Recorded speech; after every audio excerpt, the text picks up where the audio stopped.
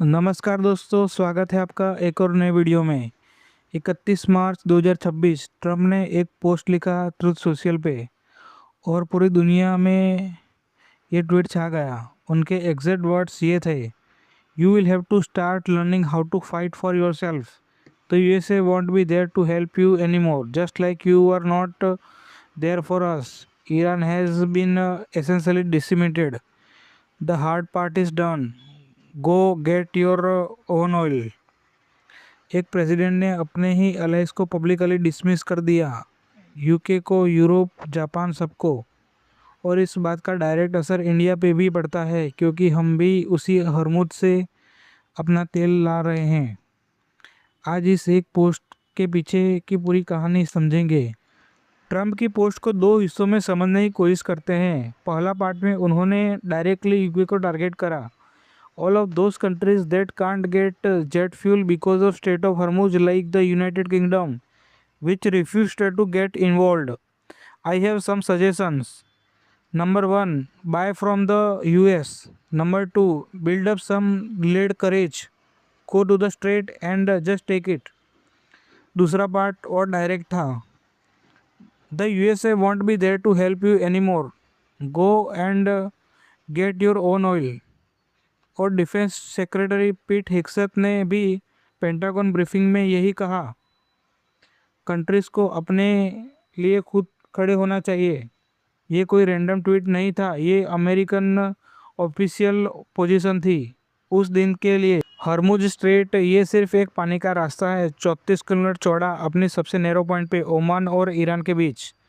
लेकिन इस 34 किलोमीटर से दुनिया का 20% ऑयल गुजरता है। 2026 में जब कॉन्फ्लिक्ट बढ़ा, ईरान के आईआरजीसी ने शिपिंग पे अटैक शुरू किए, टैंकर ट्रैफिक 70% गिरा, फिर प्रैक्टिकली ज़ीरो हो गया। ब्रेंट क्रूड, जो एक ग्लोबल बेंचमार्क है, 8 मार्च 2026 को $100 पर बैरल क्रॉस कर गया, पीक पे $126 तक पहुंच गया। ये 2022 के बाद सबसे ज़्यादा था।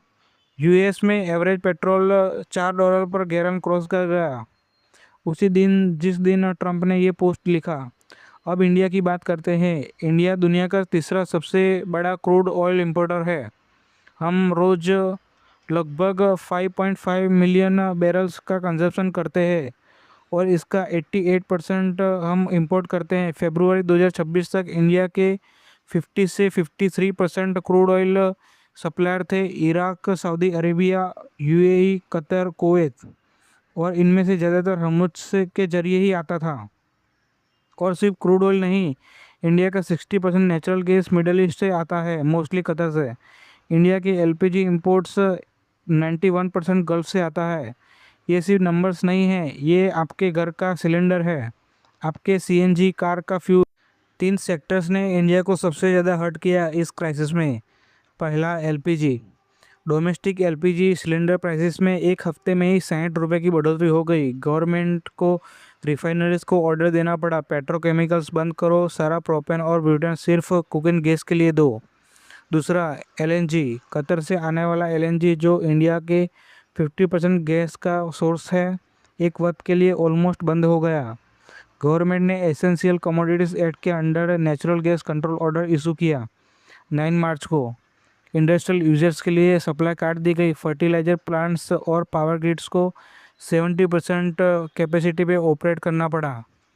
फर्टिलाइजर, हरमुज से दुनिया के 30% इंटरनेशनल ट्रेडेड फर्टिलाइजर्स गुजरते हैं। इंडिया का 40% फर्टिलाइजर इंपोर्ट मिडल ईस्ट से आता है। इसका मतलब राबी सीजन्स के बाद खरीफ में किसी भी डिसरप्शन का असर सीधा किसान तक पहुंच सकता है। लेकिन इंडिया सिर्फ हाथ पर हाथ रख के बैठा नहीं रहा। पहला मूव था रसिया। इंडिया ऑलरेडी रसिया से ऑयल बाय कर रहा है, जिससे इंडिया ने 30 million barrels extra Russian oil secure किया। दूसरा मूव था रूट चेंज करना। गवर्नमेंट के एक इंटर मिनिस्ट्रियल ब्रीफिंग के मुताबिक मार्च के आखिर में इंडिया ने अपने 70% क्रूड इंपोर्ट को हरमुज के बाहर रूट कर दिया गया। पहले ये फिगर 55% थी। तीसरा मूव था डिप्लोमेसी। पीएम मोदी ने ईरान के प्रेसिडेंट पेजेस्कियन से डायरेक्टली बात करी। External affairs minister S Jaishankar ने ईरान के फॉरेन मिनिस्टर से बात करी। जिसका रिजल्ट आया ईरान ने इंडियन फ्लैग्ड शिप्स को स्टेट ऑफ हॉर्मुज से गुजरने की परमिशन दी गुडविल गेस्चर के तौर पे। 2 इंडियन एलपीजी कैरियर शिवालिक और नंदा देवी 14 मार्च को सेफली हॉर्मुज क्रॉस कर गए 92,700 मेट्रिक टन एलपीजी लेकर। ये इंडिया की बैलेंस्ड पॉलिसी का एक प्रैक्टिकल डिविडेंड था। जब बाकी कंट्रीज बैन थे, इंडिया के शिप्स चलते रहे। ट्रंप ने अपने एलाइज को 2 ऑप्शन दिए, स्टेट ऑफ हॉर्मुज पर खुद जाके फोर्स यूज़ करो, दूसरा हमसे तेल खरीदो। दूसरा ऑप्शन इंडिया के कंटेक्स्ट में काफ़ी इंटरेस्टिंग है। अमेरिका के पास तेल है। सेल रेवोल्यूशन के बाद यूएस दुनिया का सबसे बड़ा ऑयल प्रोड्यूसर बन गया और यूएस ऑलरेडी इंडिया को क्रूड सेल भी करता है। लेकिन यहाँ एक प्रैक्टिकल प्रॉब्लम है। अमेरिकन ऑयल का एक अलग क्वालिटी है, mostly light and sweet crude. India की refineries mostly middle eastern heavy crude के लिए डिज़ाइन की गई हैं। रिफाइनरी अपग्रेड करने में टाइम और कैपिटल दोनों लगते हैं। दूसरी बात, प्राइस।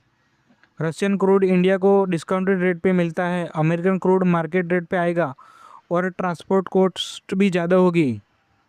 तीसरी बात, जियोपॉलिटिकल कंसिस्टेंसी। आज ट्रंप है, कल को और आएगा।